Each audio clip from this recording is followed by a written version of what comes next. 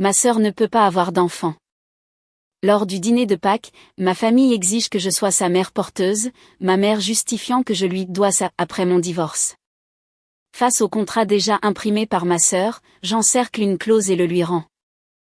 Leurs visages sont devenus livides. La plupart des gens pensent que la pire chose qu'une famille puisse vous offrir est un gratin qu'elle sait que vous n'aimez pas. La mienne m'a tendu un contrat. 18 pages de très beau papier. Un dossier posé à côté du jambon comme s'il y avait sa place. 10 adultes autour d'une table de salle à manger. Un lustre au-dessus que ma mère avait acheté pour un enterrement et n'avait jamais décroché. Ils pensaient savoir qui j'étais. Une fille divorcée, une fille fiable, celle qui était toujours d'accord. Ils avaient oublié que je lisais des documents pour gagner ma vie. Au moment où j'ai tendu la main vers mon stylo, ma mère avait déjà cessé de respirer. Bienvenue sur Histoire dramatique et sereine. Prenez vos encas, installez-vous confortablement et rappelez-vous que les personnes dans ces histoires ont eu toutes les chances de bien se comporter. Elles ont juste fait les mauvais choix.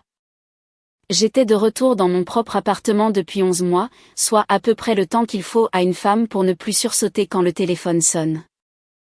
L'endroit était un 2 pièces au-dessus d'un teinturier, rue des Crêtes à Clerval, une ville de 9000 habitants et un seul feu de circulation qui clignotait en jaune après 21 heures. J'avais emménagé 2 semaines après que mon divorce fut prononcé. Le loyer était de 640 €. Le plafond de la chambre était mansardé. Le radiateur cognait chaque mois de mars. C'était chez moi. J'avais 41 ans. Je travaillais comme assistante juridique chez Legendre et Duval, un cabinet d'avocats spécialisé en droit de la famille, sur la place du village, à 2 pâtés de maison du palais de justice. Je lisais des documents pour gagner ma vie. J'avais fait 2 fausses couches pendant mon mariage, et ma famille avait traité ces pertes comme des chaussettes manquantes, égarées, gênantes, ne valant pas la peine d'être recherchées. Ce dimanche-là, j'avais des déclarations de revenus étalées sur ma table de cuisine et la bouilloire sur le feu. Le téléphone a sonné, ce qui n'était pas inhabituel car ma tante Liliane appelait le dimanche. « Ta mère est silencieuse, dit-elle, d'une manière qui ne me plaît pas. » Je lui ai dit que maman était probablement juste fatiguée. Je l'ai dit parce que c'était plus facile que de penser à ce qu'elle voulait dire. « Hélène, dit ma tante, ta mère ne fait pas de silence. Ta mère fait de la stratégie. » J'ai ri. J'ai remis la bouilloire sur le feu. Tante Liliane lisait les bulletins météo depuis 60 ans. Elle pouvait sentir une tempête à travers une ligne téléphonique. Nous avons parlé de ces orchidées. Nous avons parlé du toit des Dubois. Pâques est dans 2 semaines, dit-elle avant de raccrocher. J'ai dit que je serais là. Bien, dit-elle, ce qui dans notre famille n'était pas un accord. C'était un reçu. Vous, les femmes à qui l'on a déjà rendu un service avec des ficelles invisibles, vous savez déjà que la facture arrivera. Les 6 semaines furent les 6 semaines, 42 jours, 4 lessives, une bouteille de revitalisant accidentellement partagée. J'avais emménagé dans la chambre d'amis de Marguerite un mardi d'avril l'année précédente avec 2 valises et une cage de transport pour chat dont je n'avais pas besoin parce que le chat était resté avec mon ex-mari. J'avais payé 900 € pour l'épicerie pendant ce séjour.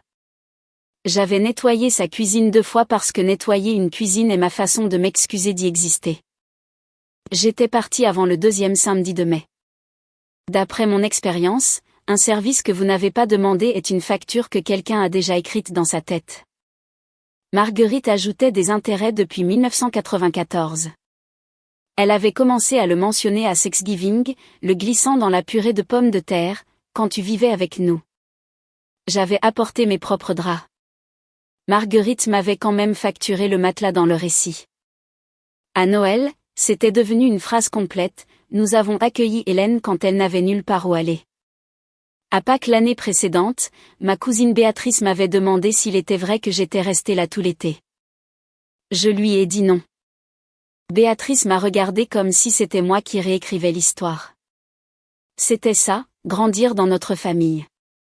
Vous n'aviez pas le droit de garder votre propre histoire. Elle était prise, réécrite et vous était relue avec une nouvelle page de titre. J'avais laissé passer. J'avais pensé que laisser passer était la même chose qu'être au-dessus de ça. En avril, un an plus tard, alors que je versais du thé et écoutais ma tante me prévenir du mauvais temps, Marguerite avait déjà commencé à imprimer. Avant de vous raconter ce qu'ils ont fait, je dois vous faire comprendre que ma sœur n'était pas un monstre. Ma sœur était une femme à qui son propre corps avait dit non 3 fois. Marguerite avait 44 ans, elle était directrice d'école élémentaire au Belvédère, le genre de femme qui envoie des cartes de Noël avec un portrait de famille en pulls assortis, même sans enfant sur la photo. Surtout sans enfant sur la photo. Elle et Théo avaient essayé pendant 10 ans, 3 cycles de FIV, 118 000 € de leur poche après l'assurance, principalement grâce à un héritage que notre grand-mère leur avait laissé lorsqu'elle est décédée en 2019. Avec des opinions bien arrêtées sur des arrière-petits-enfants qu'elle ne rencontrerait jamais. J'ai ramené Marguerite de sa 2e ponction ovocitaire. J'ai tenu sa main sur le parking de la clinique pendant qu'elle pleurait sur un muffin. J'avais sincèrement ressenti sa peine. On peut ressentir de la peine pour quelqu'un et refuser de financer son idée suivante. Le chagrin de ma sœur était comme un levain trop longtemps conservé. Quelqu'un aurait dû le jeter. Nous avons continué à le nourrir. Un corps à qui on a dit non 3 fois n'entend pas toujours non quand une 4e femme le dit. J'avais entendu ma mère le Thanksgiving précédent, dans le garde-manger, parler à voix basse avec Marguerite des prochaines étapes. Elle n'utilise son corps pour rien en ce moment, avait dit ma mère. Elle, c'était moi. C'était le corps qui m'était attaché. J'étais restée dans le couloir, une cuillère de service à la main. J'avais avalé cette phrase entière, comme on avale une pilule de travers, sachant qu'elle était coincée, sachant qu'elle finirait par descendre. Je n'avais rien dit à personne. J'en avais même pas parlé à tante Liliane. J'avais été trop occupée à être raisonnable. Ma mère a téléphoné un jeudi, ce qui était déjà le premier avertissement car ma mère ne téléphonait que le dimanche. Hélène, ma chérie, dîner de Pâques à 16 h. Ton père veut te voir. Mon père ne m'avait pas demandé à me voir depuis 11 mois. Mon père n'avait pas l'habitude de demander. Mon père avait l'habitude d'acquiescer. Ça a l'air sympa, ai-je dit. Toute la famille sera là, a-t-elle poursuivi. Théo vient. Oncle Denis vient en avion de l'Auvergne. On a pensé que ce serait bien. Juste une jolie soirée. Rien de stressant. J'ai écrit le mot « stressant » sur mon bloc-notes de course. Je l'ai souligné. Oncle Denis vient, ai-je dit. Oh, il avait un voyage prévu de toute façon, a-t-elle dit, ce qui est la phrase que ma mère a utilisée pour chaque embuscade coordonnée de ma vie. Nous avons parlé du jambon. Nous avons parlé de savoir si j'apporterais du vin. J'ai dit que oui. Dans ma famille, rien de stressant avait précédé chaque enterrement, chaque licenciement et une ordonnance restrictive. Après qu'elle ait raccroché, je suis restée devant mon évier et j'ai laissé couler l'eau un moment. Ma tante Liliane avait dit le mot « silencieuse ». Ma mère avait dit le mot « famille ». Mon père avait demandé à me voir, ce qui n'était pas quelque chose que mon père faisait. Une femme qui annonce qu'elle est prête à se sacrifier arrivera 9 fois sur 10 à table avec une liste de sacrifices, généralement les vôtres. Je me suis séché les mains. J'ai rappelé ma tante. J'ai dit, je pense qu'il faut prendre un café ce samedi. Elle a dit, j'ai déjà fait une tarte. C'est ainsi que nous convenions dans notre famille de nous préparer à la guerre. J'ai ouvert mon ordinateur portable. J'ai ouvert la bibliothèque de modèles de contrat du cabinet. J'ai cliqué sur un dossier intitulé « Maternité de substitution ». J'ai lu pendant 2 heures. Ma tante Liliane avait 3 règles de vie. Lisez vos propres beaux. Cultivez au moins une chose qui fleurit en février. Et ne faites jamais confiance à une femme qui cuisine un jambon pour négocier. Elle vivait à 18 km de la ville dans une ferme que son mari lui avait laissée à son décès en 2011. Des orchidées sur chaque rebord de fenêtre. Mauve côté sud, blanche côté, jaune dans la cuisine où la lumière du matin passait à travers un bocal en verre. Ma tante cultivait les orchidées comme certaines femmes gardent des secrets, tranquillement, patiemment, avec un vaporisateur et 0 commentaire. J'y suis allée ce samedi-là. Elle avait une tarte aux cerises sur la table et du café déjà servi. Ta mère m'a appelé mardi, dit-elle, elle m'a demandé si je pensais que tu avais déjà envisagé d'avoir un autre bébé. J'ai posé ma fourchette.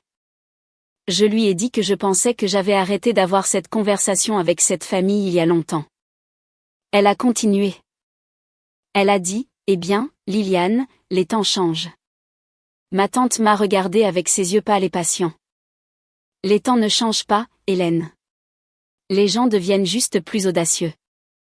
Elle m'a alors raconté une histoire que je n'avais jamais entendue sur ses 19 ans, sur une grossesse qu'on lui avait dit de gérer, sur un choix que sa propre mère avait refusé de nommer. Je ne répéterai pas les détails qu'elle m'a donnés. Je vous dirai seulement qu'elle les avait gardés en elle pendant 53 ans et les avait livrés un samedi matin autour d'une tarte aux cerises. Quand je me suis levée pour partir, elle m'a serré la main à la porte. « Quoi qu'il te demande, lis-le, dit-elle. N'écoute pas seulement, lis-le. » J'ai dit que je le ferais. La page 4, dit-elle. Les choses se trouvent toujours à la page 4. Dimanche de Pâques, 15h47. Je me suis garée dans l'allée de mes parents. Il y avait 5 voitures stationnées devant ce qui devait être un dîner à 4 personnes, la Renault Mégane de mon père, la Peugeot 308 de ma mère, le Dacia Dusté de Marguerite, l'imposant pick-up de Théo. Et une Citroën C5 de location argentée avec un autocollant de l'aéroport de Lyon-Saint-Exupéry, ce qui signifiait qu'oncle Denis était arrivé en avion et n'avait dit à personne que c'était pour moi. Oncle Denis était le cousin de mon père, pas mon oncle à proprement parler. Un avocat spécialisé en droit de la famille en Auvergne, pas le préféré de ma mère, ce qui rendait sa présence plus bruyante. Je suis restée 1 minute dans ma Renault Clio. J'ai compté les voitures 2 fois. Il y avait 5 voitures dans l'allée de mes parents pour un dîner à 4 personnes, ce qui signifiait que ma mère avait invité des témoins, ce qui signifiait que ma mère avait invité un verdict. Je suis sortie. J'ai remonté l'allée en béton, passant devant les lisses de la véranda que ma mère avait disposée quelque temps avant midi, frais du rayon des fleurs, j'ai sonné. Ma mère a ouvert la porte trop vite. Son sourire était large. Elle m'a serré plus fort qu'elle ne l'avait fait depuis 3 ans. Chérie, a-t-elle dit. Le mot chérie n'avait pas été utilisé depuis 2018. Je l'ai noté. À l'intérieur, le lustre était allumé à pleine puissance à 15h50 en avril. Le lustre de ma mère avait été acheté pour un enterrement. Il était resté. Théo était près du buffet, buvant un thé glacé qu'il ne buvait pas vraiment. Il m'a tendu la main. La poignée de main de Théo ressemblait à celle d'un homme qui essayait de se rappeler s'il avait verrouillé sa voiture. Marguerite était dans l'arche entre la cuisine et la salle à manger. Elle a soutenu mon regard 1 seconde de trop. Elle portait un chemisier couleur perle que je l'avais vu porter exactement 1 fois auparavant, lors de son 10e anniversaire de mariage. C'était son chemisier, je demande quelque chose. Oncle Denis m'a fait un petit signe de la main depuis le canapé. Il ne s'est pas levé. Il n'a pas parlé. Et puis j'ai vu le dossier, de couleur crème, épais, posé sur le buffet à côté du plat de jambon comme si les 2 appartenaient au même repas. Le dossier avait un petit trombone sur le coin de la page 1. Quelqu'un avait pris le temps de l'aligner. Dans le salon, la fille de ma cousine au second degré, Élodie, qui avait 7 ans, regardait un film Pixar avec le volume à fond. Ma mère l'avait mise là exprès. Élodie n'entendrait pas ce qui allait suivre. Vous, les sœurs qui avez déjà été qualifiées de dramatiques avant même de vous asseoir, vous savez ce que cela signifie quand la famille serre les rangs autour d'un dossier. Nous nous sommes assis. Ma mère en bout de table, mon père en face d'elle, Marguerite et Théo d'un côté, moi seule de l'autre, avec oncle Denis à 2 chaises de distance, l'espacement étant tel que la distance entre nous semblerait fortuite. Mon père a dit, « Bénissez, Seigneur ». Ma mère a fait passer le jambon. Le jambon est arrivé avec les couverts disposés selon un motif que je reconnaissais de 1997, l'espacement exact de ma grand-mère. C'était la seule chose dans la pièce qui ne prétendait pas être autre chose. Nous avons parlé du toit des Dubois. Nous avons parlé de savoir s'il neigerait encore 1 fois. Marguerite n'a pas touché son vin. La jambe de Théo tressautait sous la table à une vitesse que je pouvais compter. Ma mère jetait des coups d'œil au buffet où le dossier attendait. J'ai mangé un morceau de jambon. J'ai mangé une cuillerée de gratin de haricots verts. J'ai bu une gorgée de vin. J'ai attendu. J'avais appris jeune que ma famille n'arrivait jamais directement au but. Ma famille tournait autour du pot. Ma famille posait des questions sur votre travail, votre appartement, le kilométrage de votre voiture, et puis une fois que vous aviez expiré, elle déposait le sujet sur votre assiette comme un couteau à côté d'une fourchette. Ma mère s'est raclé la gorge à 3 minutes 6. Hélène, ma chérie, ta sœur et Théo ont réfléchi à quelque chose, une solution pour eux. Nous voulions en parler avec toi en famille. J'ai posé ma fourchette. J'ai esquissé le sourire poli que je réservais aux fêtes de fin d'année du cabinet. D'accord, ai-je dit. Marguerite a tendu la main vers le buffet. Elle n'a pas croisé mon regard. Théo a regardé son assiette. Les mains de ma mère étaient jointes sous la table, sur ses genoux, ce qui était son tic. Elle l'avait fait en 1996 quand elle voulait que j'arrête la pièce de théâtre scolaire et en 2004 quand elle voulait que je rompe avec un garçon nommé Cédric Mercier. Oncle Denis a pris une longue gorgée de son thé glacé et ne l'a pas reposé. Marguerite a tendu la main vers le dossier. Théo n'a pas croisé mon regard. J'ai posé ma fourchette et j'ai attendu comme ma tante m'avait appris à attendre. Ma mère n'avait pas mangé une seule bouchée. Ma mère a parlé pendant 2 minutes et 40 secondes sans reprendre son souffle, ce qui m'a fait savoir qu'elle l'avait mémorisé. Hélène, nous sommes une famille. Nous avons toujours été une famille.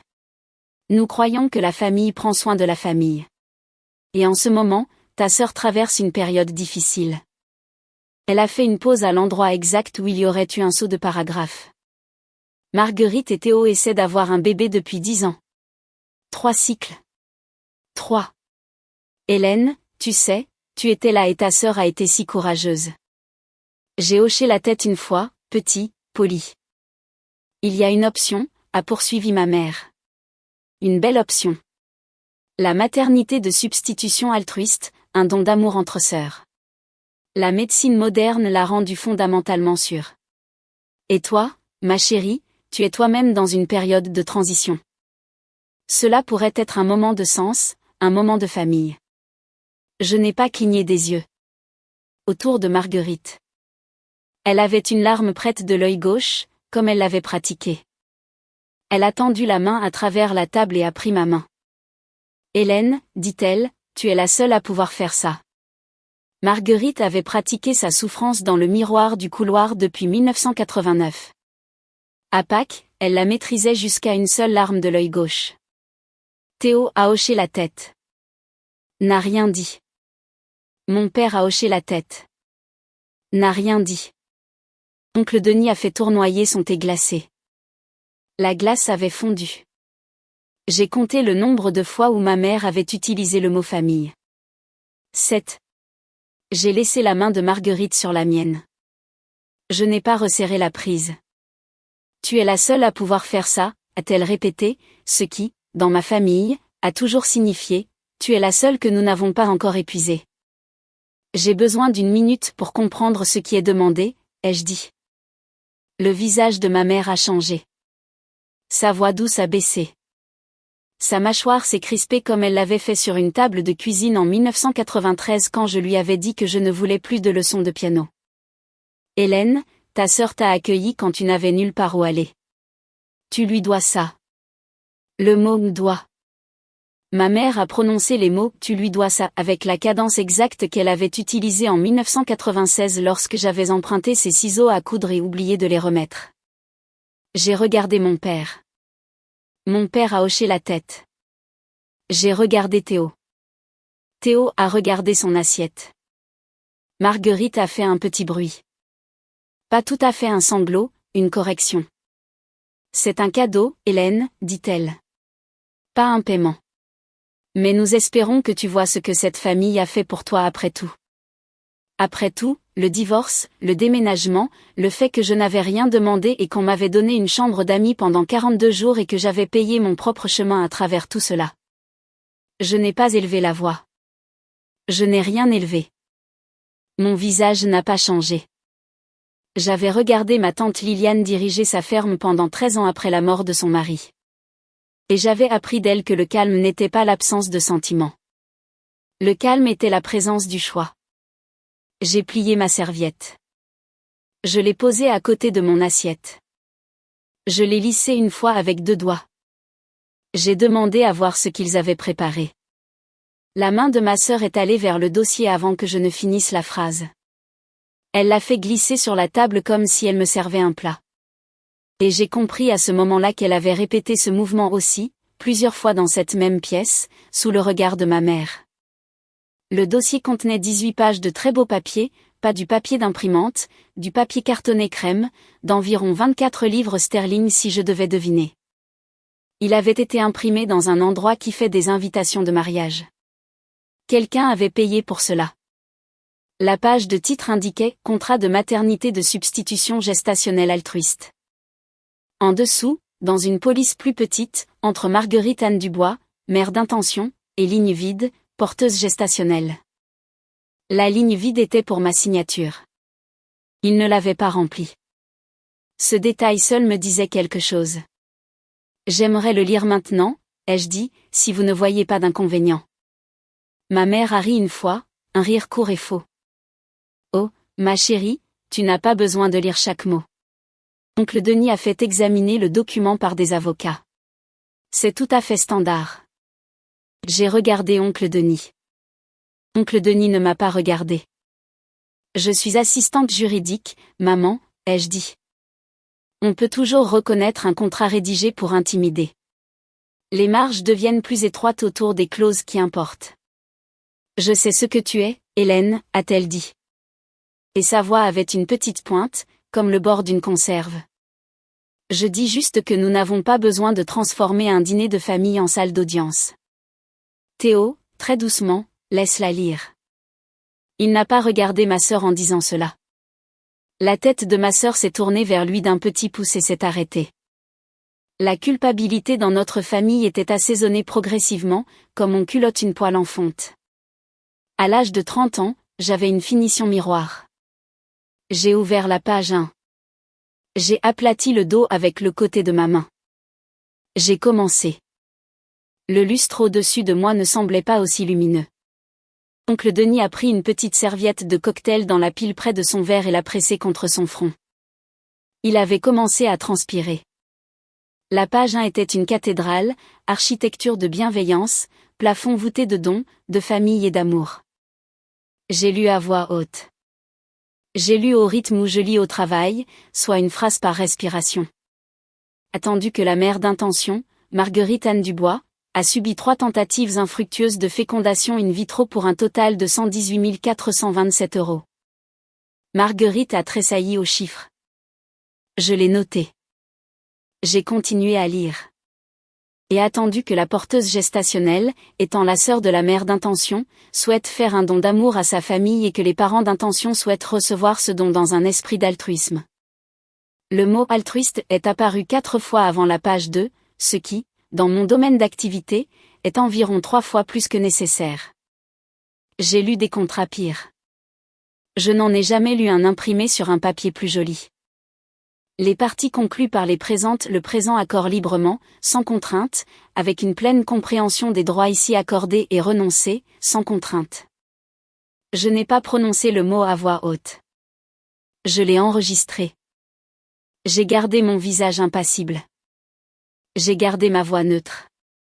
Ma mère avait commencé à se regarder avec satisfaction. Ma sœur avait relâché ses épaules d'un demi-pouce. Au cours de ma carrière, j'ai lu des dizaines de contrats qui disaient « sans contrainte » à la page 1. 90% d'entre eux continuaient à élaborer la contrainte à la page 4 et souhaitent célébrer le miracle de la famille. J'ai fermé la page 1. J'ai appuyé sur le pli. Je suis passé à la page 2. Ma mère a dit « Vois, c'est beau, n'est-ce pas ?» Oui, ai-je dit. Marguerite a dit « C'est vraiment le cas, Hélène. » Mon père a hoché la tête. Oncle Denis étudiait son thé glacé comme s'il lui devait de l'argent. La page 2 introduisait l'argent, là où l'altruisme commence historiquement à transpirer. Une liste de dépenses remboursables soigneusement détaillée, 4 200 € par trimestre pour les vêtements de maternité versés à Marguerite. 800 € par mois pour les compléments alimentaires versés à Marguerite. Les frais de déplacement pour les rendez-vous versés sur un compte joint au nom de Marguerite. Les frais de stationnement à la clinique de médecine de la reproduction. Les repas les jours de clinique plafonnés à 24 €. Nulle part à la page 2 l'argent ne me revenait. Je n'ai pas commenté. J'ai continué à lire. Les communications médicales devaient être gérées par la mère d'intention. La porteuse gestationnelle autorise par les présentes la mère d'intention à recevoir en son nom toutes les communications relatives aux soins médicaux, aux tests prénatals et aux recommandations cliniques du ou des médecins traitants. En son nom. Je ne recevrai pas mes propres informations médicales. Je n'appellerai pas mon propre médecin. Je n'obtiendrai pas mes propres résultats de test. Je serai, légalement parlant, une pièce avec un réfrigérateur dont ma sœur détiendrait la seule clé. Lors d'un séminaire d'assistant juridique 3 ans plus tôt, un juge de la famille de Lyon s'était tenu à un pupitre dans une salle de banquet d'hôtel et avait prononcé l'expression « langage de coercition » devant 300 d'entre nous autour d'un café tiède. Il avait dessiné sur un tableau blanc. Il avait dit « Vous le reconnaîtrez quand vous le verrez, et vous le verrez le plus souvent à la 2e page. » J'avais noté cela dans un cahier à spirale que je possédais toujours. Je suis passé à la page 3. Marguerite a redressé sa posture. Ma mère a tapoté sa lèvre avec une serviette. Oncle Denis n'avait pas bougé depuis 4 minutes. Quelqu'un dans un cabinet d'avocat boutique avait facturé ma sœur à l'heure pour la phrase qui transformait mon corps en une pièce avec une serrure à l'extérieur. La page 3 me demandait de céder mon corps, une phrase à la fois, par nom de marque. Régime obligatoire. Vérification de poids hebdomadaire obligatoire. Repos au lit obligatoire à partir du moment où le médecin de la mère d'intention, pas le mien, le recommandait. Marque de vitamines prénatales obligatoire spécifiée, sachet quotidien prénatal nataliste. Aucune substitution sans consentement écrit. Restriction de voyage. Pas de déplacement de plus de 2 heures de mon domicile officiel sans l'autorisation écrite de la mère d'intention. Séances psychologiques bimensuelles obligatoires avec un conseiller choisi par la mère d'intention. Clause 8. La porteuse gestationnelle s'engage à s'abstenir de toute décision médicale élective sans autorisation écrite préalable. Je n'ai pas levé les yeux. Mon pouls est resté stable. Ma mâchoire, non. Laissez-moi vous parler du mot altruiste. Altruiste est un mot très bien habillé. Altruiste possède une bonne veste et des chaussures raisonnables. Altruiste s'assiera en face de vous, devant un jambon au miel et un gratin de haricots verts, et vous regardera droit dans les yeux pendant que son autre main tendra le bras pour votre utérus et 118 000 € d'indemnisation. Altruiste, d'après mon expérience, est le nom que la cupidité se donne quand elle est photographiée. Je n'ai pas dit cela à voix haute. Je l'ai seulement dit dans la cuisine de ma propre tête où ma tante se tenait avec un vaporisateur, acquiesçant. La clause 8 se terminait par le mot autorisation, ce qui, dans ce contexte, signifiait permission, ce qui, dans ce contexte, signifiait propriété. J'ai tourné la page. Mon père avait enfin levé les yeux. Il me regardait, et je ne pouvais pas lire son visage. Je pouvais seulement lire qu'il savait que c'était la page avant la dernière. Je pouvais lire qu'il avait compté. C'est à ce moment-là que j'ai compris que mon père avait lu ce contrat avant Pâques, et qu'il ne me l'avait pas dit. La salle à manger était devenue silencieuse, au point d'entendre le réfrigérateur, et le réfrigérateur de mes parents était bruyant. Je n'avais pas parlé depuis 4 minutes. Tout le monde me regardait. Marguerite a essayé la première. C'est très standard, Hélène, ai-je dit avec douceur. Non, ça ne l'est pas. Ma mère a repris sa voix douce. Chérie, on peut en parler. Rien n'est gravé dans le marbre. On te montre juste ce qu'on a pour l'instant. Je n'ai pas levé les yeux. Oncle Denis s'est raclé la gorge. Tout est négociable, bien sûr, a-t-il dit de la manière dont un homme dit négociable quand il a été payé d'avance. J'ai tourné une feuille. J'étais maintenant sur la dernière ligne de la page 3. Théo a dit à voix basse à Marguerite, Maggie. Elle n'a pas répondu. On ne peut pas poursuivre une assistante juridique pour avoir lu. C'était la pensée à laquelle je revenais sans cesse. On peut refuser de renouveler son contrat. On peut la bannir du groupe de discussion familiale. On peut envoyer un cousin lui demander si elle a besoin d'un thérapeute, mais le document lui-même, une fois placé devant elle, était légalement et moralement lisible, et lu. Je l'ai fait. La main de mon père était maintenant à plat sur la table. Son pouce a bougé une fois. Je l'ai regardé. Quelque part derrière moi, dans le salon, Élodie riait au film. Un rire lumineux, insouciant. Le genre de rire qui vous rappelait que quelqu'un dans cette maison était encore assez petit pour être protégé. Je suis passé à la page 4. La voix de ma tante dans ma tête, les choses se trouvent toujours à la page 4. Je ne savais pas encore ce que contenait la page 4, mais ma tante m'avait dit de la chercher. Et ma tante avait un bilan de 60 ans en matière de météo. J'ai inspiré. J'ai aplati le pli. J'ai lu. Je vais faire une pause ici juste une minute car si vous êtes arrivés jusqu'ici, vous et moi savons tous les deux le genre de soirée que cela devenait.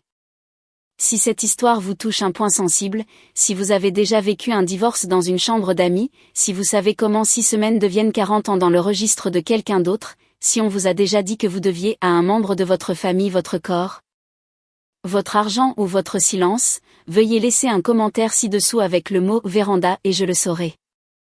Et si vous ne l'avez pas déjà fait, n'hésitez pas à vous abonner à Histoire dramatique et sereine. Je vous réserve une chaise sur cette véranda chaque soir. Maintenant, page 4, la clause 10 mesurait 12 mots. La plupart des phrases importantes de ma carrière ont été plus courtes qu'une liste de courses. Dès l'implantation, la porteuse gestationnelle renonce à tous les droits parentaux sur l'embryon, le fœtus et l'enfant qui en résulte, à perpétuité et irrévocablement. Quelqu'un avait souligné le mot irrévocablement. Quelqu'un avait, avec un stylo fin noir, tracé une petite ligne en dessous. Quelqu'un avait estimé qu'il fallait insister dessus dans un document remis à la personne dont il dépouillait les droits. Page 4. Les pages 1 à 3 sont pour les caméras. La page 4 est toujours l'endroit où le couteau est gardé. On fait un ourlet comme on dit non à sa famille. Petit point, ligne droite, et on ne tire pas le fil une fois qu'il est posé. Je n'ai pas cousu. Je n'ai pas tiré. J'ai marqué la marge avec la pointe de mon ongle. Juste un petit croissant. Une astuce d'assistante juridique. Non visible à moins de savoir où regarder. Je n'ai pas levé les yeux. Je n'ai pas réagi. De l'autre côté de la table. Les mains de Marguerite étaient revenues sur ses genoux. Sa bouche était une petite ligne droite. Les yeux de ma mère étaient fixés sur moi comme des phares sur un cerf. La plupart des États n'autorisent pas une renonciation aux droits parentaux avant l'implantation sans un conseil indépendant des parents d'intention. Ce contrat, de par sa conception, n'en offrait aucun. Ma signature devait être apposée à une table de dîner dans la salle de manger de ma mère en face de ma sœur et de son mari, avec un avocat de la famille de l'Auvergne regardant sa propre glace fondre. Pas de conseil indépendant, pas de période de réflexion, pas de témoin extérieur à la famille. La coercition, avait dit le juge de Lyon ce matin-là il y a 3 ans, est structurelle. J'ai pressé mon ongle dans la marge. Je suis passé à la clause 11. La clause 11 était celle-là. Chaque contrat en a une, la clause dont l'auteur a oublié que les assistantes juridiques existent. La mère d'intention conserve l'autorité exclusive de sélectionner les caractéristiques de l'embryon, y compris, mais sans s'y limiter, le sexe génétique, et se réserve le droit, à sa seule discrétion, de demander l'interruption de la gestation avant 24 semaines de grossesse si les résultats du dépistage génétique ne correspondent pas aux paramètres préférés. Je l'ai lu, puis je l'ai relu. Ma respiration n'a pas changé. Je m'étais entraîné pendant 14 ans à lire des documents dans les couloirs des tribunaux sans modifier ma respiration en public. Dans ma poitrine, quelque chose de petit s'est fermé. Un contrat qui vous demande d'accueillir une grossesse avec une fenêtre de retour n'est pas un cadeau. C'est un contrat de location. Je fais de la location pour gagner ma vie. Sexe génétique, Paramètres préférés, seule discrétion, interruption de la gestation, interruption de la gestation. 3 mots qui transformaient mon corps en un véhicule qui pouvait être arrêté et vidé si la livraison n'avait pas la bonne couleur de papier cadeau. Mes yeux se sont levés lentement, non pas vers Marguerite, mais vers Théo. Théo était devenu de la couleur du liquide vaisselle. Ses lèvres étaient entr'ouvertes. Sa main était à plat sur la table, comme s'il essayait de stabiliser une maison lors d'un tremblement de terre qu'il était le seul à ressentir. J'ai regardé ma sœur. L'expression de ma sœur n'avait pas changé. Elle attendait que je continue à lire. Elle n'était pas, je compris alors, surprise par la clause 11. Elle l'avait écrite ou l'avait demandée ou l'avait approuvée. Elle savait. Ma mère a tendu la main vers son vin, a pris une longue gorgée lente, l'a reposée avec un petit tintement contre un verre d'eau. Je suis passée à la clause 12. Ma mère, pour la première fois de la soirée, n'a pas croisé mon regard. La clause 12 était le point central de tout le document. Les clauses 1 à 11 étaient le manche. La clause 12 était la lame.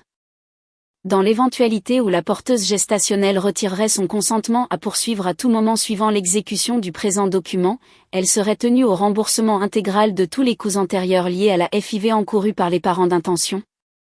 D'un montant de 118 427 € plus les honoraires d'avocat raisonnables. Le nombre exact jusqu'aux 27 €. Il n'avait pas arrondi à la hausse. Il n'avait pas arrondi à la baisse.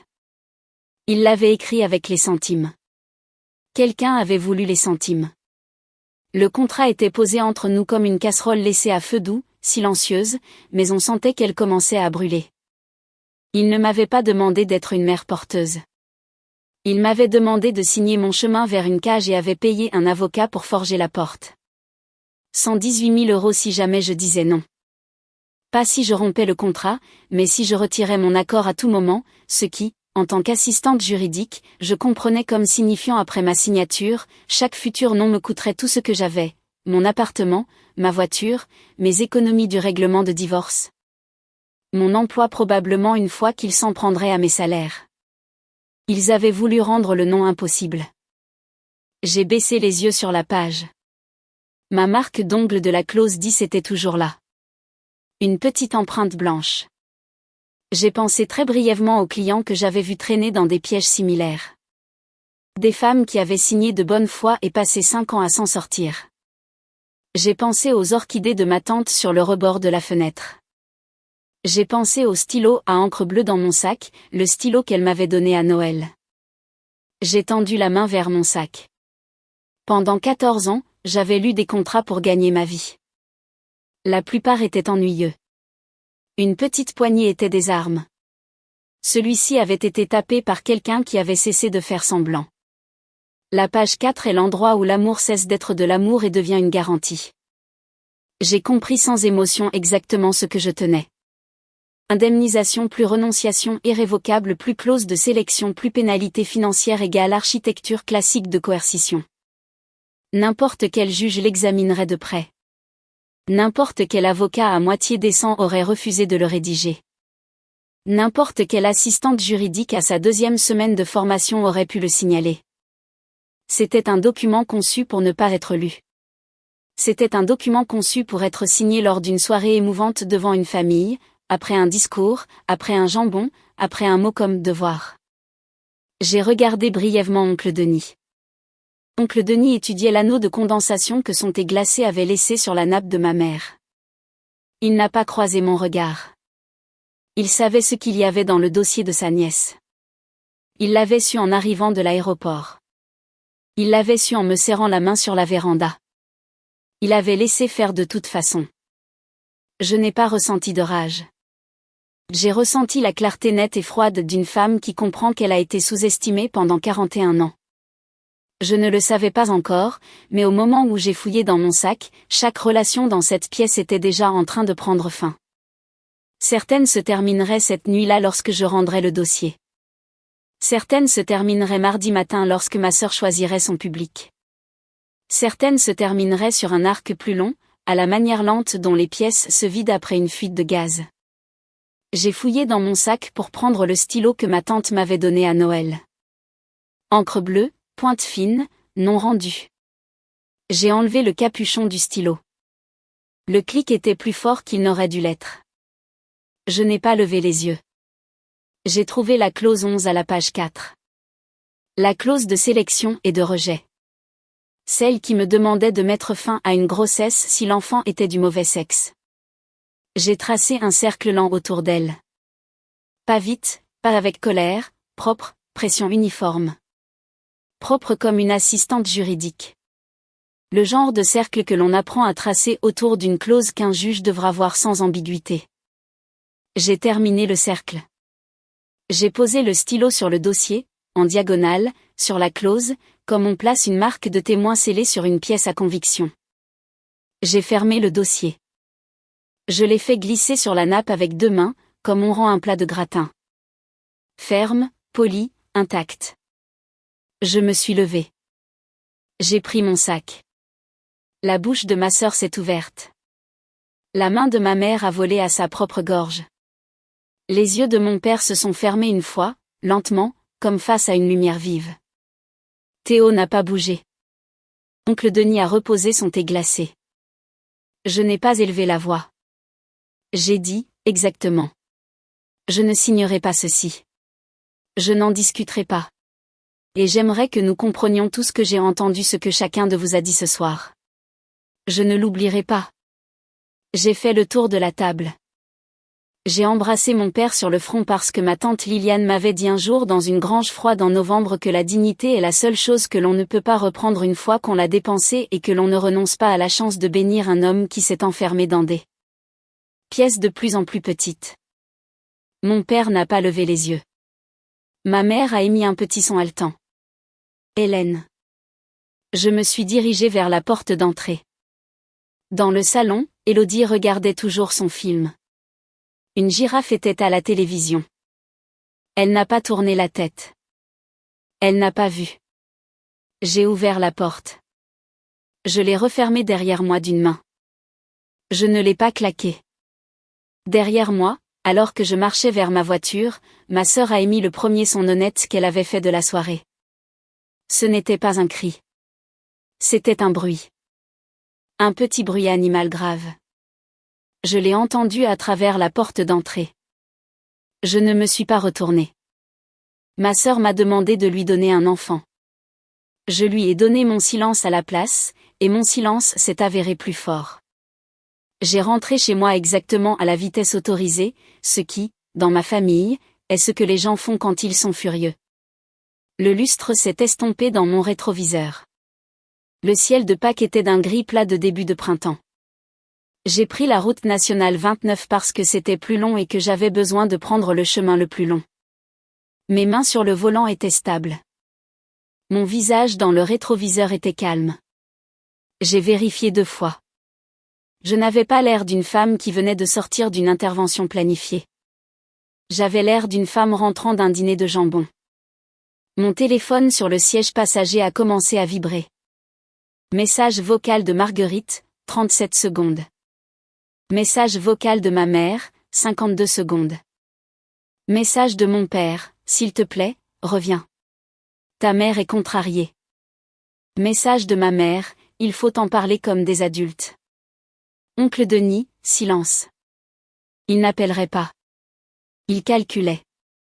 Il y a un moment dans chaque négociation où le masque glisse d'un quart de pouce et Marguerite a glissé à exactement 19h43 le soir de Pâques, entre le jambon et le gâteau au citron. Elle n'avait pas été surprise par la clause 11. Elle n'avait pas été surprise par la clause 12. Elle avait été surprise seulement par moi. J'ai posé le téléphone face cachée sur le siège passager. J'ai allumé la radio. J'ai tourné le bouton jusqu'à trouver une voix douce et stable. C'était Patsy Cline sur une station AM de la région de Tours chantant Crazy. J'ai laissé Patsy Cline m'expliquer le reste de la soirée. Sa voix était la seule pour laquelle j'étais prête à prendre un appel. J'ai dépassé le panneau de la ville de Clerval. Je ne suis pas rentrée chez moi tout de suite. J'ai tourné à gauche au clignotant jaune. L'allée de ma tante était à 10 minutes de plus. Ma tante a ouvert la porte, a jeté un coup d'œil et a mis la bouilloire sur le feu sans un mot. Il était 21h04. Les orchidées sur le rebord de la fenêtre captaient la lumière de la véranda. La cuisine sentait la tarte aux cerises du matin, réchauffée. Je me suis assise à sa table de cuisine. J'ai posé mon sac. Je lui ai raconté. Je lui ai parlé du dossier, des 18 pages de papier cartonné, de la phrase sur la famille que ma mère avait répétée, d'oncle Denis et de sa glace fondante, du jambon et de ses couverts et des vitamines de marque de la page 3. Je lui ai parlé de la clause 11. Je lui ai parlé de la clause 12. Je lui ai dit que j'avais dessiné un cercle. Ma tante a écouté sans m'interrompre. Ses mains étaient jointes sur la table. Son alliance, qu'elle n'avait jamais enlevée, captait l'ampoule du plafond. Quand j'ai eu fini, elle a dit, « Tu as bien fait. » J'ai bien fait? Oui. Elle a versé 2 tasses de thé. Mais ce n'est pas encore fini, ma chérie. J'ai levé les yeux. Ta sœur a imprimé ce contrat sur 18 pages de papier cartonné, a dit ma tante. Il faudra que ce soit la faute de quelqu'un d'autre. Elle aura besoin d'une histoire. Regarde ce qu'elle fait d'ici mercredi. Que va-t-elle faire? Oh, a dit ma tante, et le coin de sa bouche a bougé. Elle va le rendre public. C'est la fille de sa mère. Et pour celles d'entre vous qui élèvent des filles qui savent lire, apprenez-leur à lire la page 4 en premier. J'ai regardé ma tasse de thé. Je l'ai photocopiée, ai-je dit après un long moment. Le contrat avant le week-end. J'en ai fait une copie au bureau le vendredi. J'avais un mauvais pressentiment. Ma tante a souri lentement et doucement. Hélène, dit-elle, tu as toujours été ta propre tante. Un autre coup allait venir. Ma tante avait dit d'ici mercredi. Elle avait été généreuse. C'est arrivé le mardi matin. Ma sœur a attendu 37 heures, ce qui, pour ma sœur, est de la discipline. Mardi matin, 7h04. Mon téléphone a vibré sur la table de nuit. Dalila, mon amie assistante juridique du bureau, une capture d'écran. Est-ce que c'est à propos de toi? Je me suis redressée. Je l'ai lu. Marguerite avait posté un long paragraphe performatif sur Facebook. Elle ne m'avait pas nommée. Elle m'avait décrite comme un membre proche de la famille, quelqu'un que j'aimais, quelqu'un en qui j'avais confiance, quelqu'un qui, après des années de soutien de notre famille, avait choisi, dans ce que Marguerite appelait un moment profondément douloureux, son propre confort au détriment du rêve de notre famille. Marguerite a écrit sur 10 ans d'efforts, sur son corps, sur sa foi, sur le pardon, pour lequel elle disait qu'elle travaillait activement. 31 commentaires déjà. 3 cousins avaient aimé. Une femme nommée Camille Martin du club de lecture de Marguerite avait écrit « Je suis tellement désolée pour ce que vous traversez ». Marguerite avait répondu avec un cœur rouge. Ma mère avait partagé la publication avec une légende « Nous avons le cœur brisé, mais nous faisons confiance à Dieu ». Pas un seul mot n'était faux. Pas un seul mot n'était honnête. Une déclaration sur Facebook n'est pas une confession, mais dans ma famille, c'était ce qui s'en rapprochait le plus. J'ai fait du café. J'ai lu la publication 3 fois. J'ai lu les commentaires 2 fois. J'ai pris une longue inspiration. J'ai répondu à Dalila par texto. Tu peux venir ce soir? J'ai besoin d'aide pour rédiger un contrat de 18 pages. Elle a répondu en moins de 20 secondes. Tu veux que je mette le feu aux poudres? J'ai dit, non, je veux que tu m'aides à faire mon travail d'assistante juridique. Elle a dit, j'arrive après le travail, j'apporte des marqueurs indélébiles. J'ai posé le téléphone. Tante Liliane avait dit d'ici mercredi. Tante Liliane avait été généreuse d'exactement un jour entier. Dalila est arrivée à 19h15 avec une boîte de marqueurs indélébiles noirs et une bouteille de quelque chose que ni l'une ni l'autre n'était censée avoir un soir de semaine. Ma table de cuisine est devenue une salle de travail. J'ai étalé la photocopie que j'avais faite le vendredi après-midi sur la photocopieuse du cabinet entre 2 dossiers clients. 18 pages, papier cartonné crème rendu sur du blanc éclatant de qualité bureau, lisible ligne par ligne. Nous avons travaillé page par page. Chaque nom biffé. Chaque adresse biffée. Chaque ligne de signature biffée. L'entête du cabinet d'avocat biffé. Les initiales d'oncle Denis à la page 2 biffée. Le nom légal complet de la mère d'intention biffé. Ce que nous avons laissé lisible, le corps du texte. Chaque numéro de clause. Chaque mot spécifique de coercition. L'expression maternité de substitution gestationnelle altruiste. Le mot irrévocablement. L'expression seule discrétion, l'expression interruption de la gestation, l'expression 118 427 € plus les honoraires d'avocat raisonnables. Le langage seul racontait l'histoire. Le langage était l'acte d'accusation. À 22h40, j'ai commencé à rédiger une déclaration. Je me suis donné 180 mots. Je n'ai pas mentionné ma sœur.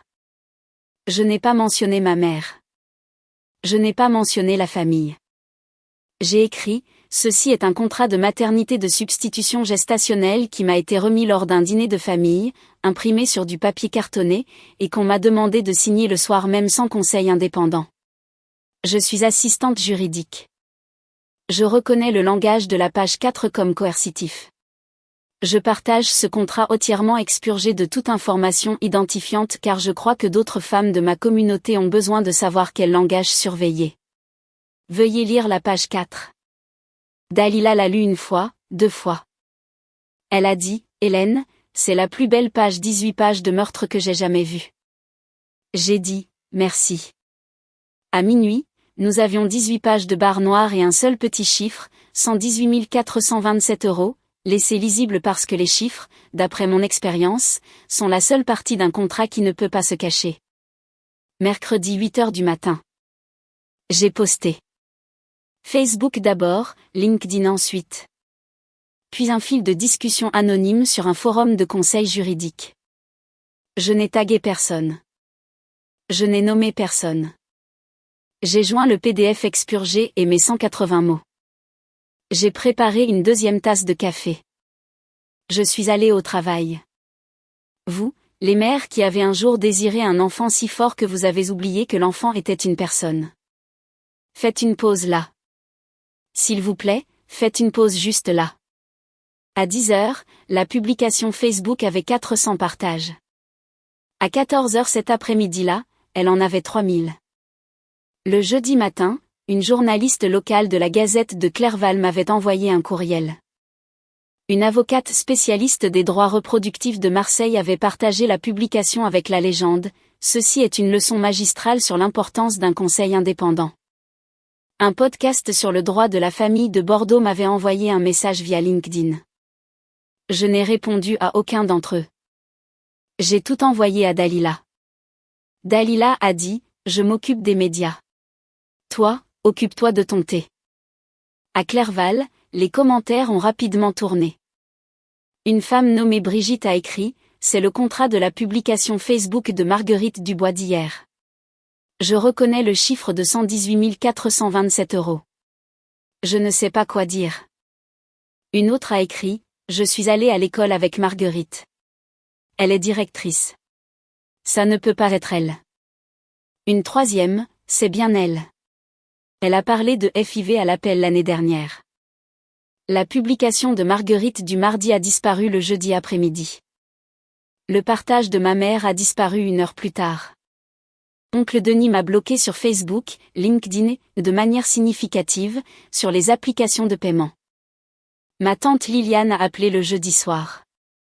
Elle a seulement dit, j'aurai une tarte aux cerises prête samedi. Le jeudi soir, ma sœur avait supprimé 7 ans de Facebook. Ma mère en avait supprimé 1. Mon téléphone n'avait pas cessé de vibrer pendant 16 heures. Je n'y ai pas répondu. J'ai mis la bouilloire sur le feu. Jeudi soir, 18h47. On a frappé. J'ai ouvert la porte. Théo se tenait sur mon palier dans les vêtements qu'il portait pour vendre de l'équipement médical aux hôpitaux. Pantalon gris, polo bleu marine, son badge d'entreprise toujours accroché à son cou. Théo est arrivé dans l'uniforme qu'il portait pour vendre de l'équipement médical aux hôpitaux, ce qui, je pensais, était l'uniforme approprié. Il ne tenait rien. Hélène, dit-il, je ne suis pas là pour m'excuser pour elle. Je ne l'ai pas invité à entrer. Je n'ai pas non plus fermé la porte. Je suis là, dit-il, parce que j'aurais dû dire quelque chose à cette table. Je savais à la page 3. Je savais avant la page 3. Il n'a pas levé les yeux de ses chaussures. Ta mère a rédigé la plupart de la clause 11. Elle a dit à Marguerite que c'était un levier. Elle a dit que si tu avais une échappatoire, tu la prendrais, et qu'il fallait fermer cette échappatoire. J'ai noté ce mot sur mon téléphone ce soir-là. Levier. Je l'ai noté et je n'en ai rien fait. J'ai regardé sa mâchoire travailler. Théo. Oui. Pourquoi me dis-tu ça? Il a levé les yeux. Parce que je suis marié à ma femme depuis 14 ans, dit-il. Et dimanche dernier à cette table, j'ai réalisé que je ne la connaissais pas. Silence un instant. Merci de me l'avoir dit, ai-je dit. Tu devrais te le dire à toi-même maintenant. Il a cligné des yeux. C'est ce que je veux dire, ai-je dit. Dis-le à voix haute plus tard dans la voiture. Ce n'est pas moi qui en ai besoin. Il a hoché la tête. Il n'a pas pleuré sur le pas de ma porte. Il a attendu d'avoir atteint l'escalier. Je l'ai entendu là pendant 1 minute. Je n'ai pas couru après lui. J'ai fermé la porte. J'ai tourné le pêne dormant. J'ai mis la bouilloire sur le feu. Théo était dans un hôtel Ibis le vendredi soir, ce qui, dans notre ville, est la définition géographique de « partie », m'a dit Dalila. Dalila avait une cousine qui travaillait à la réception. Dalila savait tout ce qui se passait dans notre ville dans les 36 heures, ce qui est un trait d'assistante juridique et un trait de petite ville combiné, et ces 2 choses m'avaient gardé en vie cette semaine-là. Samedi après-midi, ma sœur a appelé. Pas de message vocal, pas de texto, elle a appelé. J'ai laissé sonner 4 fois. Puis j'ai répondu, Hélène. Sa voix ne pleurait pas. Sa voix était furieuse. Tu as détruit mon mariage. Je ne me suis pas assise pour ça. Je me suis tenue à mon comptoir de cuisine. La bouilloire refroidissait sur la plaque. Non, Maggie. Ne m'appelle pas Maggie. Non, Marguerite. Je n'ai pas détruit ton mariage. Tu as rédigé la clause 11 avec notre mère. Je l'ai juste lue à voix haute. Un long silence. Tu es une personne vindicative, Hélène. Je veux que tu le saches. J'ai envisagé dans la longue seconde qui a suivi une douzaine de choses que j'aurais pu dire. J'aurais pu énumérer toutes les fois où elle avait pris une de mes histoires et l'avait réécrite. Tous les dîners où elle était restée silencieuse pendant que notre mère parlait par-dessus moi. Chaque poignée de main que Théo m'avait donnée nerveusement à Noël. Je n'ai rien énuméré de tout cela. J'ai dit, au revoir, Marguerite. J'ai raccroché. Une famille comme la nôtre est une pâte à tarte. Trop manipulée, elle se fissure entièrement et on ne peut pas la reconstituer avec de l'eau glacée. Je ne me sentais pas victorieuse. Je ne me sentais pas puissante. Je me sentais fatiguée de la manière particulière dont on est fatigué après avoir accompli une tâche que l'on a attendue 41 ans.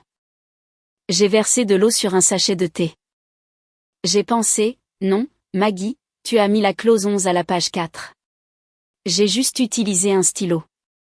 Avant de vous dire ce que mon père m'a dit ce dimanche-là, la première chose honnête que j'ai entendue de lui en 41 ans, je veux vous dire ceci. Si quelqu'un dans votre vie essaie de rendre un non impossible pour vous avec un document, un sentiment de culpabilité, ou un livre d'histoire qu'il a écrit lui-même sur votre vie, vous avez le droit de le lire lentement. Vous avez le droit de le rendre. Vous avez le droit de partir. Et si cette histoire vous aide à garder votre propre colonne vertébrale bien droite ce soir, aimez, laissez un commentaire et restez avec moi. Il y a encore une chose que vous devez entendre maintenant. Dimanche, exactement 1 semaine après Pâques, mon père est venu seul à mon appartement. Pas de par-dessus, pas de femme. Mon père n'était pas venu seul à mon appartement. Ni en 11 mois, ni dans les 4 années précédentes. Mon père n'allait nulle part seul. Je l'ai laissé entrer. J'ai désigné le canapé d'occasion. Je lui ai fait du café. Il s'est assis les mains à plat sur les genoux, comme il s'asseyait à l'église. J'ai lu ce que tu as posté, dit-il. Je l'ai lu 3 fois. Et ta mère m'a dit toute la semaine que tu étais ingrate. Et j'ai hoché la tête. Hélène, j'ai hoché la tête. Il ne pleurait pas. Sa voix avait un léger tremblement qui n'était pas une performance. J'ai hoché la tête. Pendant 41 ans, dit-il. Je n'ai pas répondu. Je ne savais pas quelle réponse serait utile. Il a regardé son café. Ce soir, dit-il, je dis à ta mère que je ne m'assiérai pas à une table où un dossier comme celui-là est autorisé. Je veux que tu le saches. Je voulais que tu le saches avant que je ne lui dise. Nous avons bu du café en silence pendant 11 minutes. J'ai compté. C'était la plus longue conversation que nous ayons jamais eue. L'été est arrivé. Mon appartement était lumineux jusqu'à 21h. J'ai appris à faire du pain mal. Et puis après un moment, moins mal. 3 mois après Pâques, mon père a quitté la chambre principale. Il n'a pas quitté la maison. Il a emménagé dans la chambre d'amis qui, jusqu'à cette semaine-là, était la salle de couture de ma mère. Ma mère n'a pas commenté. Mon père non plus. Tante Liliane venait à mon appartement tous les dimanches. Des orchidées dans une main, une tarte dans l'autre. Elle arrosait les plantes de mon rebord de fenêtre sans demander. Elle m'apportait des boutures. Marguerite est devenue silencieuse. Elle n'a plus posté. Elle n'a plus appelé. En juin, le conseil scolaire de l'école élémentaire du Belvédère, où Marguerite était directrice, a choisi de poursuivre une nouvelle direction pour la prochaine année scolaire. Les parents lors de la réunion du conseil d'avril avaient apparemment soulevé des préoccupations concernant la publication sur les réseaux sociaux. Le conseil ne m'a pas cité. Il n'a pas cité le contrat. Il n'a rien cité nommément. Ils n'ont tout simplement pas renouvelé son contrat. Je n'ai pas célébré. Les gens qui publient une déclaration ne veulent pas une conversation. Ils veulent le dernier mot tapé en gras. Le dernier mot de Marguerite, au final, fut le silence qu'elle a gardé après avoir perdu son public. Ma mère a appelé une fois. Un message vocal de 11 secondes, « J'espère que tu es heureuse, Hélène. » Je l'ai supprimé sans répondre. Il n'y avait pas de réponse à cette phrase qui n'aurait rien coûté. Un samedi d'août, Dalila m'a emmené fêter mon anniversaire. Nous nous sommes assises dans un box d'un restaurant routier sur la route nationale 29. Elle a mangé de la tarte. J'ai mangé de la tarte, a-t-elle demandé en passant, après la dernière bouchée. Hélène, as-tu déjà pensé à l'adoption? J'attendais depuis 11 mois que quelqu'un me pose la question que je ne m'étais pas permis de me poser. J'ai commencé l'étude de foyer en septembre, famille d'accueil en vue d'adoption, par l'intermédiaire du département. Une assistante sociale nommée Jeanne Régnier, 53 ans, conseillère scolaire à la retraite avec des mains chaudes et un stylo à billes. Elle cliquait en réfléchissant. J'ai rempli chaque formulaire 2 fois. J'ai lu les documents de consentement 3 fois. J'ai lu les politiques de placement en famille d'accueil avec la même attention que j'aurais accordée à une clause 11. Je ne prenais aucun risque. J'ai d'abord raconté à ma tante Liliane. Elle a pleuré. Ma tante Liliane ne pleure pas. Elle a pleuré dans un torchon à son évier et a ensuite dit, « Je devrais installer une 2e étagère pour les orchidées. » J'ai ensuite raconté à mon père. Il a dit, « Je serai là pour tous les rendez-vous où tu me laisseras venir. » Je ne l'ai pas laissé venir à tous. Je l'ai laissé venir à 3. C'était suffisant. J'ai raconté à Dalila, elle a dit, « Je le savais déjà. J'achète le berceau. » Je n'ai pas dit à ma mère. Je n'ai pas dit à ma sœur. La branche de ma famille qui avait essayé de louer mon corps n'allait pas être informée de la fille que j'essayais de trouver. Laissez-moi vous dire quelque chose sur le mot « non ». Non est une phrase complète. Non n'a pas besoin de notes de bas de page. Non ne doit à personne un gratin, une carte de Noël, ou une longue explication. D'après mon expérience, les gens qui exigent que vous justifiez un non sont les mêmes personnes qui n'auraient jamais accepté la justification. Alors, à 41 ans, avec mon propre appartement et mon propre nom retrouvé, j'ai cessé d'expliquer. Au milieu de mon étude de foyer, Jeanne m'a demandé, Hélène, avez-vous un système de soutien? J'ai pensé aux orchidées sur le rebord de la fenêtre. J'ai dit, un petit, et le bon. Elle a noté cela. 14 mois après Pâques. Un mardi après-midi de juin. La salle communautaire du bâtiment des services départementaux, 2e étage, tapis gris usé, bonne lumière de l'après-midi à travers les fenêtres ouest. Elle avait 3 ans. Elle portait une robe rose avec un bouton manquant. Ses chaussures avaient des éraflures blanches sur les orteils. Ses cheveux étaient tressés en 2 tresses inégales par une mère d'accueil nommée Carole qui avait tressé plus de cheveux dans sa vie que quiconque je n'ai jamais rencontré et qui m'enverrait plus tard cette année la première photo de ma fille qu'elle avait jamais prise. Son assistante sociale était Jeanne. Elle portait une robe rose avec un bouton manquant et elle me regardait comme un auditeur regarde une feuille de calcul. J'avais apporté une girafe en peluche. Je l'avais gardée sur le siège passager de ma Renault Clio pendant une semaine en attendant cet après-midi. La girafe avait un cou souple et un œil légèrement de travers. Je l'avais choisie dans une friperie à Blois un samedi après avoir passé 1 heure à toucher chaque peluche sur une étagère et à les reposer. Je me suis agenouillée, pas trop près. Elle m'étudiait. « Salut », ai-je dit. « Je suis Hélène. Je t'ai apporté une girafe. Tu aimes les girafes ?» Elle a considéré la girafe. Elle m'a considéré. Elle a considéré la question. Elle a dit, elle est douce. J'ai dit, je sais. Ce fut notre première conversation. Elle a pris la girafe. Elle l'a tenue par une oreille. Elle n'a pas souri exactement. Elle a fait une petite chose avec sa bouche qui n'était pas un sourire et qui n'était pas non plus l'absence de sourire. Jeanne m'a regardé. Les yeux de Jeanne étaient humides. Elle n'a rien dit. Elle a cliqué son stylo une fois. Je ne savais pas encore qu'en octobre elle m'appellerait maman. Je ne savais pas encore qu'à Noël je ne me souviendrais plus du son de mon appartement sans elle. Je savais seulement, assise sur un tapis gris usé avec une enfant de 3 ans évaluant une girafe en peluche, que quelque chose que je n'avais pas été autorisée à espérer commençait à se produire. En tout cas, janvier, 21 mois après Pâques, tribunal judiciaire, 2e étage, juge Marthe Duval président. Une femme d'environ 65 ans avec des cheveux argentés attachés et des lunettes de lecture sur une chaîne autour de son cou. Elle avait fait 3 adoptions cette semaine-là. La nôtre était la dernière de l'après-midi. Présent dans la petite salle d'audience, moi, Léona, 3 ans et demi, dans une robe jaune qui n'avait jamais été portée et une paire de chaussures brillantes qu'elle ne cessait de regarder. Ma tante Liliane, maintenant 73 ans, dans un manteau de laine de la couleur d'un œuf de rouge-gorge. Mon père, Richard Bernard, qui s'était conduit lui-même. Dalila au dernier rang avec un appareil photo. Jeanne, Carole, la mère d'accueil, qui avait demandé à venir, absent, ostensiblement absent, ma mère, ma sœur, oncle Denis. Aucun d'entre eux n'avait été invité. Aucun d'entre eux n'avait essayé de venir.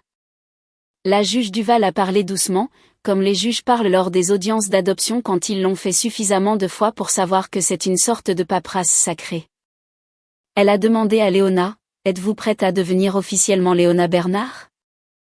Léona a hoché la tête très sérieusement. « Oui. » La juge a souri. Elle a signé. Dalila a pris une photo que je garde encore sur mon réfrigérateur.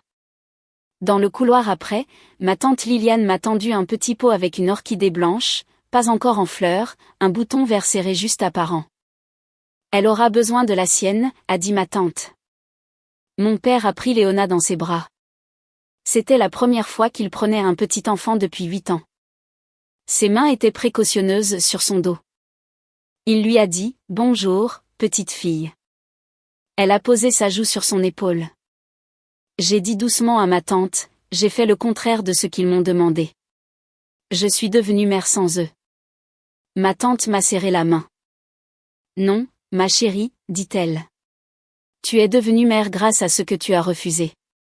Ce n'est pas la même chose. Je n'ai pas répondu. J'ai tenu l'orchidée. J'ai regardé mon père bercer doucement ma fille dans la lumière du couloir. J'avais été le véhicule potentiel de quelqu'un à Pâques. En janvier, j'étais la mère de quelqu'un. Un samedi matin, 3 mois après le palais de justice, ma cuisine, le soleil entrant par la fenêtre au-dessus de l'évier comme il était entré chaque samedi matin depuis presque 3 ans. La bouilloire sur le feu, une nouvelle robe jaune accrochée à un crochet près de la porte arrière pour les après-midi où Léona déciderait de la porter à nouveau. Elle était à table avec un livre cartonné, un livre sur un petit lapin brun qui avait perdu une chaussure et l'avait retrouvée et remise. Elle se racontait l'histoire d'une voix sérieuse que les enfants utilisent quand ils traduisent le monde. L'orchidée que ma tante lui avait donnée était sur le rebord de la fenêtre. Elle avait fleuri. Elle fleurirait à nouveau. J'ai versé de l'eau sur un sachet de thé. J'ai pensé aux clauses. J'ai pensé aux dossiers. J'ai pensé aux lustres achetés pour des enterrements et aux salles à manger où une femme mangeait seule d'un côté de la table tandis que 4 personnes étaient assises de l'autre.